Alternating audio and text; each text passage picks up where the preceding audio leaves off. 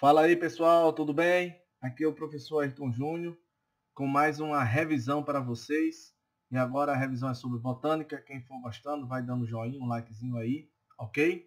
Então vamos lá, vamos começar. A aula de hoje, botânica, eu irei trabalhar basicamente dois pontos apenas. A parte de sistemática e a parte de fisiologia vegetal. Na parte de sistemática, nós iremos trabalhar um pouco sobre cladograma, né? Como se deu a invasão dos vegetais no ambiente terrestre, porque lembrem-se que os vegetais vieram da água e ocuparam o ambiente terrestre, como eles se reproduzem, e a parte de reprodução é importante no processo de classificação, de sistemática, e por fim, vou falar um pouquinho sobre fisiologia vegetal, ok? Para iniciar, vamos começar aqui falando um pouco sobre o reino plantar. Então, o reino plantar é formado por organismos pluricelulares, eucariontes, autótrofos, com a parede celular de celulose e material de reserva, o amido. Quero lembrar vocês sobre os fungos. Lembrem-se que os fungos digamos assim, podemos dizer, que é o reino que antecede o reino vegetal e que algumas vezes o fungo era classificado dentro do reino vegetal. Mas lembre-se que nos fungos a parede celular, tá certo? É de quitina. E o material de reserva dele é o glicogênio. Olha só, o glicogênio. Então, um pouco diferente, tá certo? Dos vegetais. Muito bem, então essas são as características dos vegetais. Nós podemos classificar os vegetais em dois grandes grupos. Um grande grupo são as criptógamas sem flor e semente. O outro grande grupo, tá certo? Com flor e semente, tá certo? Os alunos acabam muitas vezes confundindo, achando que criptógamas são plantas que não têm órgãos reprodutores. As criptógamas têm órgãos reprodutores, sendo que eles estão escondidos, né, guardados, né, numa forma de cripta, daí o nome criptógamas. As fanerógamas têm órgãos reprodutivos, esses órgãos reprodutivos estão, como é que eu posso dizer, expostos ao ambiente, atrativos para certos agentes, na forma de uma estrutura chamada de flor. Daí nós chamamos elas de fanerógama. Tá certo? As criptógamas nós temos as briófitas e pteridófitas, nas fanerógamas nós temos as gimnospermas e as angiospermas. Lembrem-se, as briófitas elas possuem tecido verdadeiro, são os primeiros vegetais a conquistar o ambiente terrestre, são avasculares, quer dizer que não possuem vasos condutores e também não possuem órgãos verdadeiros, enquanto que as pteridófitas já é um pouco mais completo, possuem tecido verdadeiro, são vasculares, ou seja, tem xilema e floema, e possuem também órgãos verdadeiros. Detalhe, para a anatomia vegetal, só é considerado um órgão verdadeiro aquele que possui o quê? Vaso condutor. É por isso que a briófita não tem órgãos verdadeiros. Os alunos sempre me perguntam, professor, ele não tem órgão verdadeiro, então ele não tem raiz, nem caule, nem folha? Não, o que é que ele tem? Ele tem um rizóide, que tem a mesma função da raiz, mas anatomicamente não é considerado uma raiz porque não tem vaso condutor. Ele tem caulóide, que tem as mesmas funções de um caule, mas que não é considerado um órgão verdadeiro porque não possui vaso condutor. E tem filóide, que tem as mesmas funções de uma folha, mas que não é uma folha verdadeira porque não possui vasos condutores. Então, as pteridófitas, dentre as criptógamas, é o que reúne o maior número de características, tá certo? Tornando assim esse vegetal mais complexo. A presença dos vasculares torna também as briófitas um pouco maiores, né? Podendo assumir tamanhos de médio e grande porte.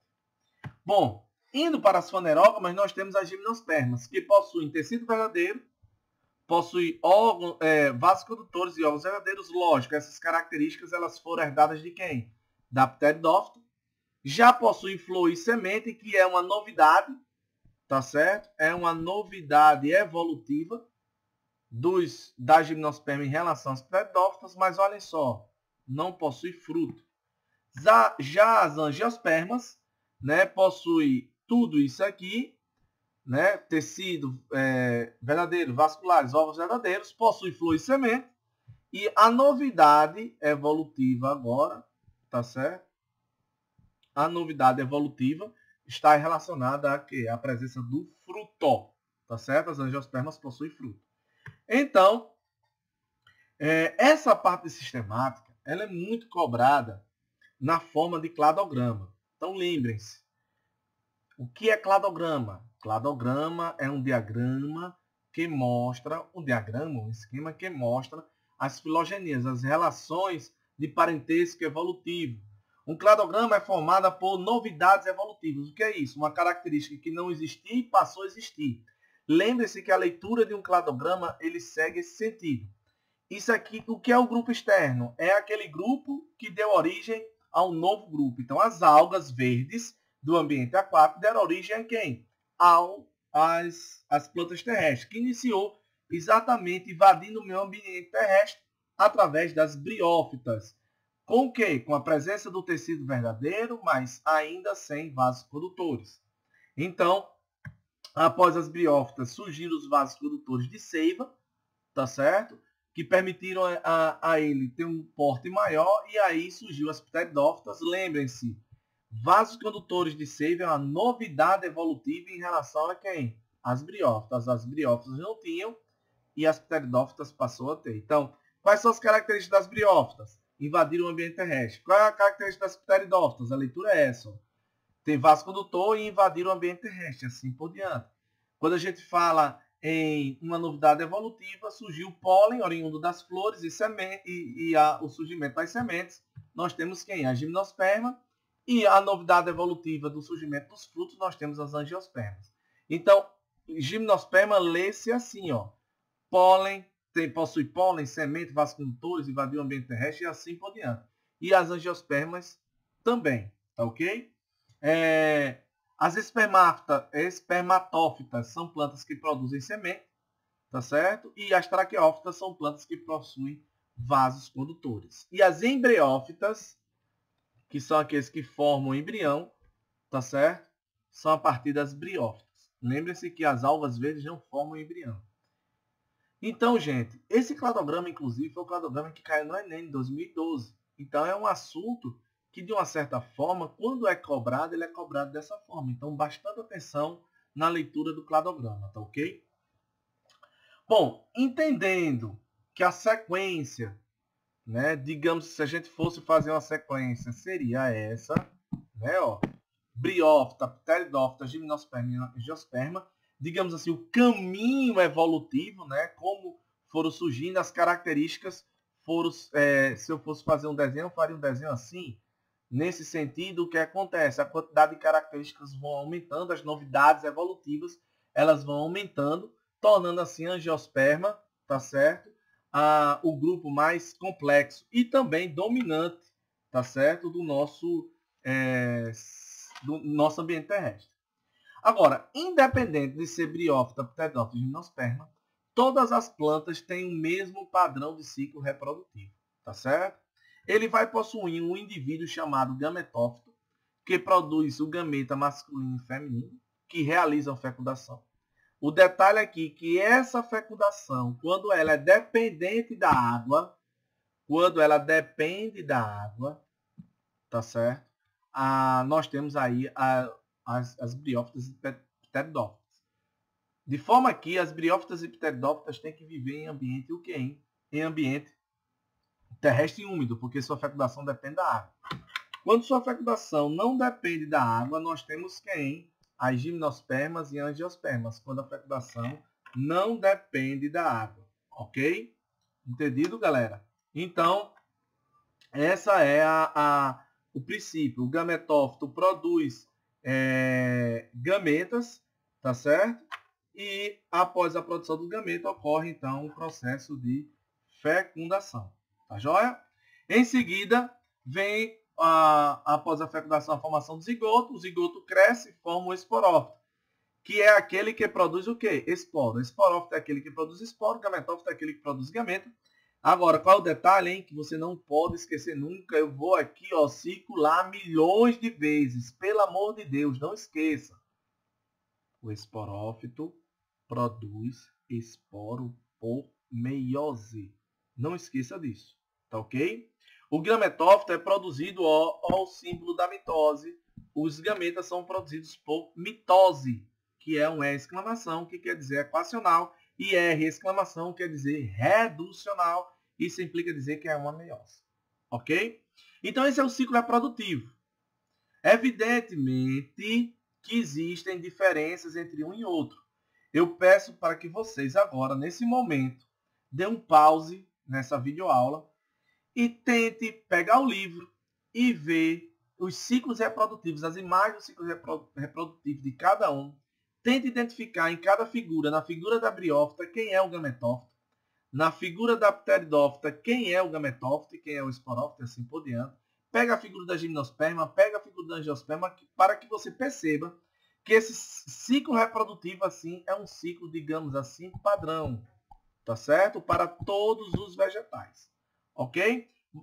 Dê um pausezinho agora aí, dê uma olhadinha nas imagens do livro ou na internet, dê uma procurada na internet, veja, tente identificar cada um desses indivíduos aí no ciclo reprodutivo desses 4 grupos de vegetais, ok? Bem, você já deve ter identificado, sendo que agora eu quero fazer um grande resumão aqui para que você possa entender melhor esse processo. Olha só. Nós vimos que o ciclo reprodutivo é comum, o gametófito produz gameta, que fecunda produzindo zigoto, que cresce formando o esporófito, que produz esporo por meiose, originando esse esporo, um novo gametófito está reiniciando o ciclo. Agora existem, como eu disse a vocês, algumas coisas interessantes. Primeiro, a dependência da água. Então, as briófitas e pteridófitas, a sua fecundação, tá certo? Depende da água. Não é que todos os vegetais dependem da água, mas o que eu estou falando é da fecundação. O encontro do gameta masculino com o gameta feminino depende da água, tá certo? E geralmente a briófita e a pteridófita possuem gametas flagelados, que possuem flagelo. O gameta masculino da briófita é chamado de anterosóide, assim como também o gameta da pteridófita é chamado de anterosóide, porque possui flagelo, tá ok?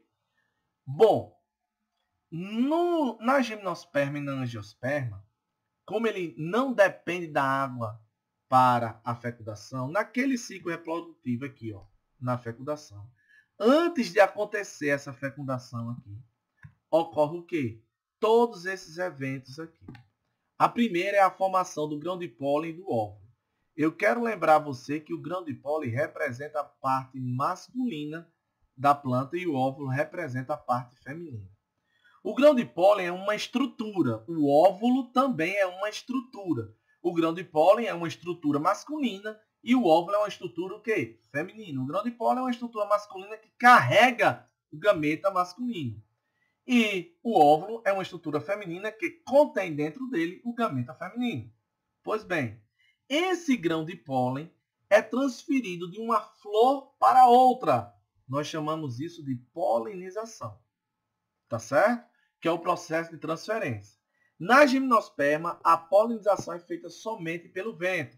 Mas nas angiospermas, essa polinização é feita pelo vento, pela água, por inseto, por morcego, por pássaro. Enfim, são vários agentes polinizadores. Após a chegada do grão de pólen na flor feminina, tá certo? Que ocorre entre plantas diferentes, ocorre a formação do tubo polínico. Só aí é que vai ocorrer a fecundação. Então, voltando para o nosso esqueminha aqui, nós vimos que o gametófito produz gameta, tá certo? Que ocorre a fecundação. Sendo que, eu vou até trocar de cor aqui, ó. Nas gimnospermas e angiospermas, ocorre algumas coisas aqui, ó, antes disso. Na gimnosperma e angiosperma, desculpe. E o que seria isso? Exatamente isso. A formação do grão de pólen, que vai ter o gameta masculino, a formação do óvulo, que vai ter o gameta feminino, a polinização, que é a transferência do grão de pólen para a flor feminina, para a parte da flor feminina, e a formação do tubo polínico. Só aí ocorre a fecundação. Professor, de onde é que vem essa independência da água? Vem exatamente daqui. Esse evento aqui é o mais importante. A formação do tubo polínico deu à planta a capacidade de se tornar independente da água, tá certo? No processo de fecundação. Muito bem. Após isso, ocorre a fecundação. Beleza, professor. Após a fecundação, ocorre a formação da semente. Na gimnosperma, o ciclo reprodutivo ele para aqui. Para aqui. Tá certo? Nas angiospermas, esse ciclo reprodutivo continua ainda com a formação de quem? com a formação do fruto.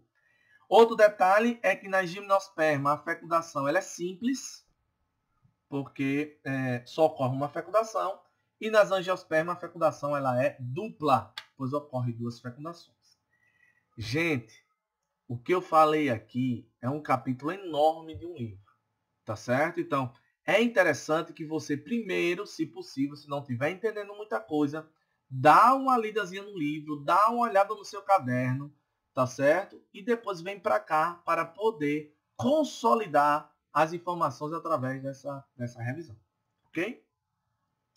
Revisando novamente, colocando aqui no processo seria, primeiro, formação do grupo polínico, formação do óvulo, polinização, eu disse formação do grão de pólen, formação do óvulo, polinização e formação do grupo do tubo polínico. Lembrar que tudo isso ocorre antes da fecundação. A dupla fecundação ela é típica das angiospermas, e depois ocorre a formação da semente. O que é a semente? É o óvulo fecundado, e depois a formação do fruto. O que seria o fruto? É o ovário após a fecundação. Então, após a fecundação, esse ovário cresce e forma um fruto. Tá certo? Então, por que as angiospermas possuem fruto? Porque somente as angiospermas possuem fruto. Porque somente na flor das angiospermas nós vamos encontrar ovário. Lembre-se também que óvulo nas plantas não é o gameta. Óvulo é uma estrutura. O gameta feminino está dentro do óvulo. Ok, gente? Bom, assim terminamos a parte de sistemática. Eu estou tentando fazer uma videoaula rápida, curta. Eu quero lembrar vocês que se você não estiver entendendo, volta, olha de novo a aula e assim sucessivamente, até que você possa, de fato, incorporar essas informações no seu modo de pensar a respeito de botânica e plantas em geral. Bom, a parte de fisiologia é um pouco mais rápida, inclusive, vou tentar resumir aqui.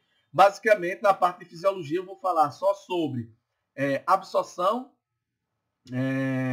condução e transpiração. Basicamente, essas 3 coisas. Não vou falar sobre hormônio. Uma revisão de hormônio será uma outra videoaula que eu vou fazer, para não tornar muito longo. Pois bem, então, plantas terrestres, nós temos aí como uma estrutura comum delas, né?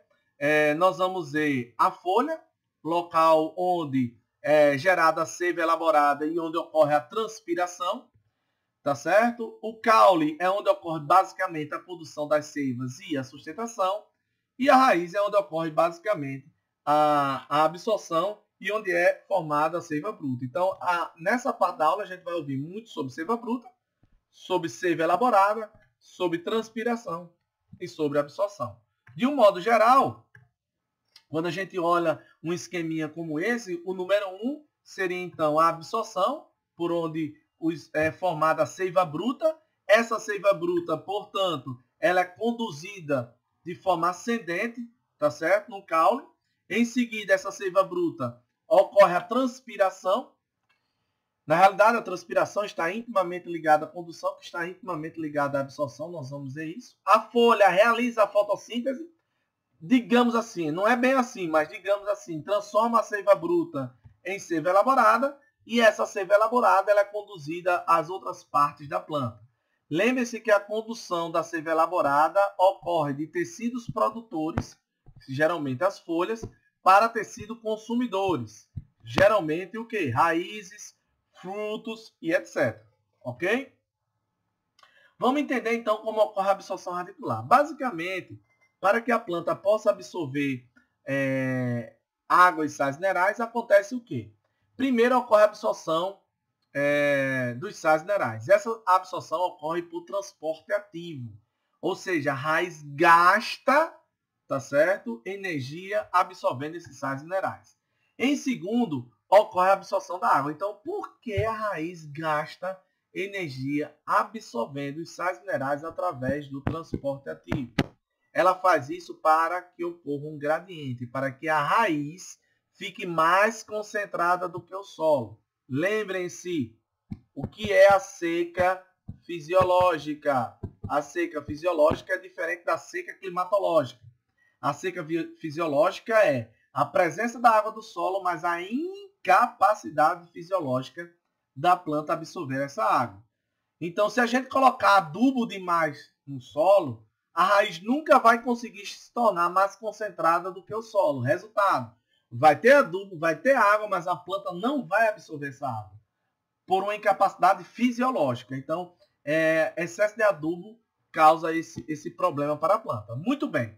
Uma vez a raiz se tornando mais concentrada do que o solo, então vai ocorrer o quê? A absorção da água através de um processo chamado de quê? De osmose. Tá certo?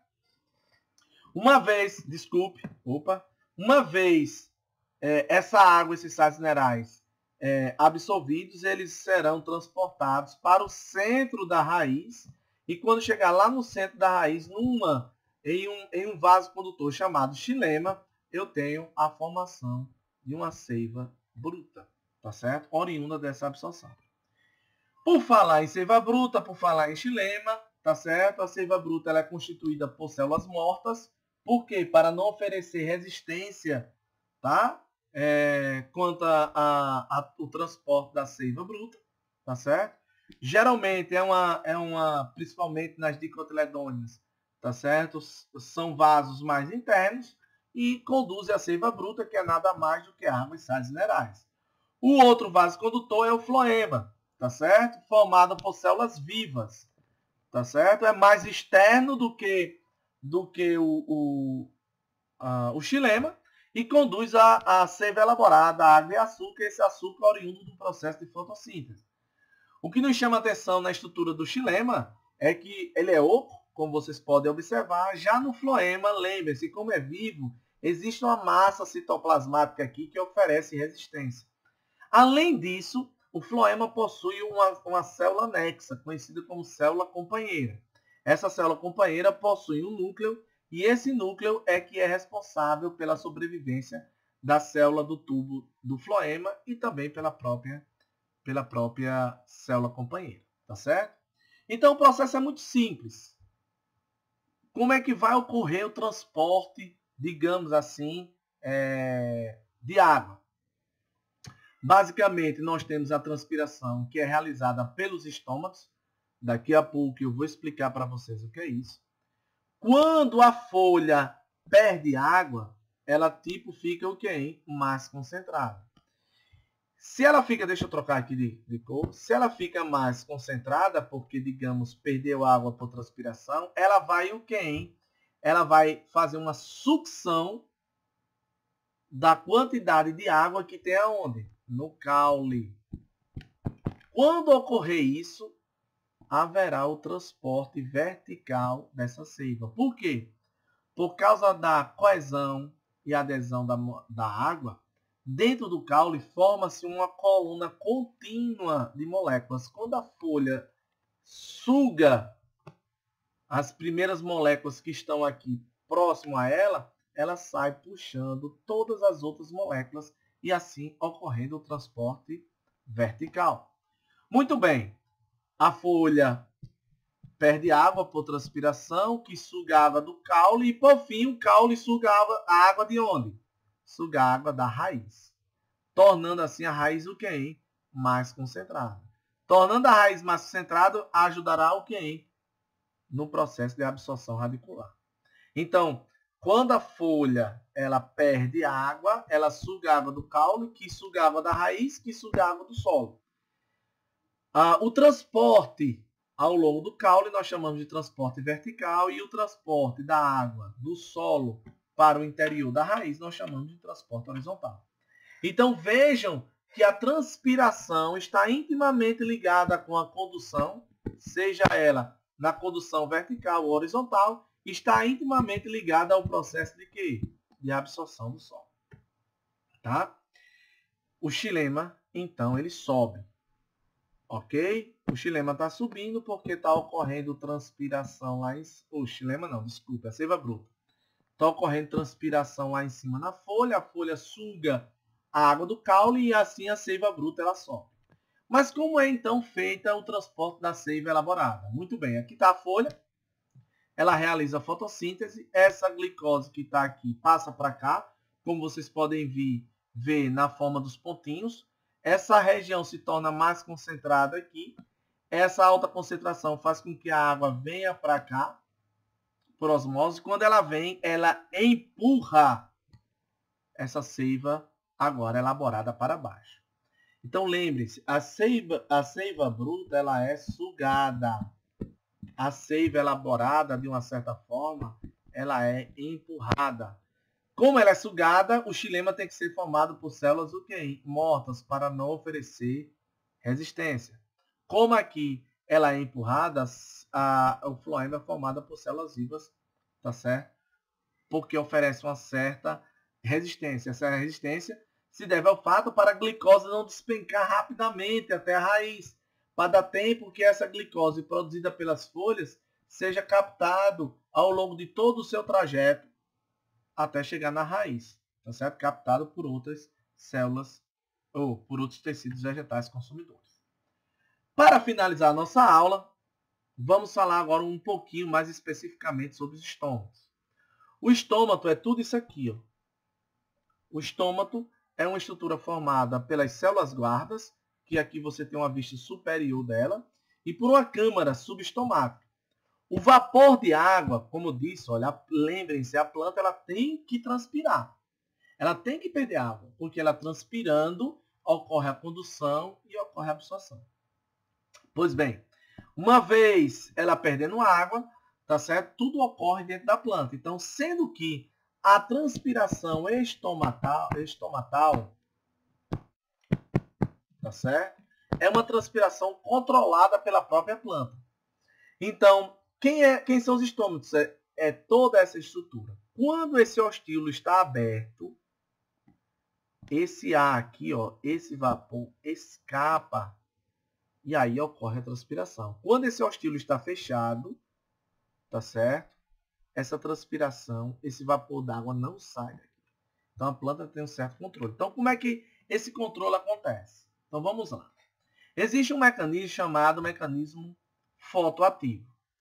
Quando está durante o dia, a célula guarda, ela está o quê?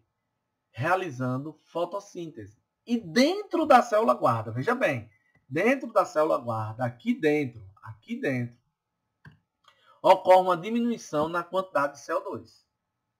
A diminuição da quantidade de CO2 diminui a quantidade de ácido carbônico no interior do citoplasma da célula guarda. A diminuição da quantidade de ácido carbônico no interior da célula guarda faz com que o pH se torne o quê? Básico. Na presença do pH básico, o amido se transforma em quê? Em glicose, tornando assim a célula mais o quê? Hipertônica, mais concentrada. Quando ela se torna mais concentrada, a célula guarda ganha água. Quando ela fica túrgida, ela não tem para onde se expandir e aí o ostíolo acaba o quê? Se abrindo e aí ocorre o processo de transpiração. Existe um outro mecanismo, que é o mecanismo hormonal. Nesse mecanismo hormonal, a presença de um hormônio chamado ABA faz com que ocorra o surgimento de poros na membrana plasmática que permite a entrada do potássio no interior das células guardas, ok? Então, durante o dia, numa planta normal, o que acontece, hein? Ocorre a abertura dos estômatos. Durante a noite, o que é que vai acontecer? Não ocorre fotossíntese, o CO2 se acumula. Resultado, como é um óxido ácido, forma um ácido chamado H2CO3, que torna o pH o que, hein, gente? Ácido. Esse pH ácido ativa a conversão da glicose em amido, tornando a célula guarda hipotônica, e essa célula guarda hipotônica, então ocorre o fechamento dos estômatos, porque ela perde água. Como ela perde água, ela fica flácida, e aí ela preenche todo o ostíolo, fechando assim a câmara subestomática. Lembrem-se, o outro mecanismo é a ausência desse hormônio, ABA, o ácido abscísico. Na ausência dele, os poros de potássio, de entrada de potássio, são fechados, não se formam. A célula guarda também perde potássio, tornando mais hipotônica, e aí maior será a perda de água. Ok? Gente, como eu disse a vocês, é um resumo, tá ok? A ideia aqui é a gente trabalhar, existem outros mecanismos, o mecanismo hidroativo, seria interessante você pegar o livro, dar uma pesquisada na internet sobre esses mecanismos hidroativos. Ou seja, a planta só transpira se tiver água no solo. Também veja os aspectos adaptativos, né? Como é que ocorre a transpiração, a absorção e a condução de seivas em plantas do sertão, em plantas do cerrado, como é que isso ocorre nas florestas tropicais. Então, tentem contextualizar, tá certo? Porque vocês sabem que no Enem esse processo ele é bem contextualizado. No mais, gente, obrigado e até mais. Espero que tenha curtido. Como tá aí, dê um likezinho lá, tá ok? Agradeço demais. Até mais.